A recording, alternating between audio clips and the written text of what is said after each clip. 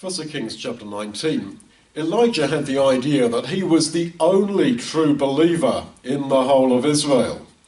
He's met with Obadiah, who hid the prophets of Yahweh in a cave and fed them, but no, Elijah doesn't think he's the real deal.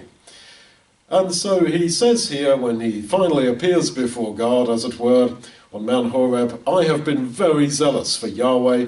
The children of Israel have forsaken your covenant, thrown down your altars, and I, even I only am left, and they seek my life to take it away. Even I only am left, he said. And God says, no, there's another 7,000 out there who have not bowed the knee to Baal. This tendency to think that it is only me, that everyone else is fake, is a basic human problem that we all have at times.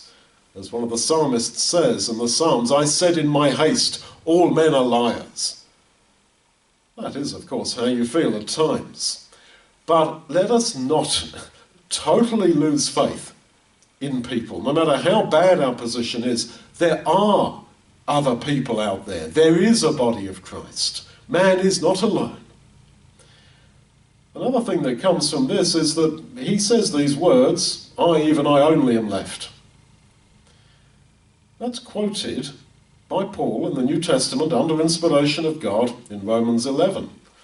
And he says, Elijah made intercession to God against Israel when he said, even I only am left.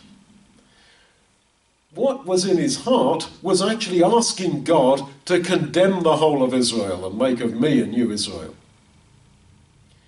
He doesn't say that, he just says, I've been very zealous for Yahweh, and even I only am left, the children of Israel have forsaken your covenant.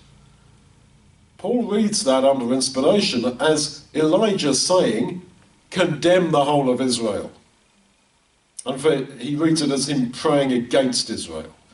So you see there that God sees what is in your heart and reads that as a prayer. That's a comfort, because if you feel I'm not good at praying, I can't verbalize it very well, yeah, sure, as Paul says, we know not what to pray for, how to pray as we ought. Don't worry, the Spirit makes intercession. That is your spirit, your essential desire. That is read by God as a prayer.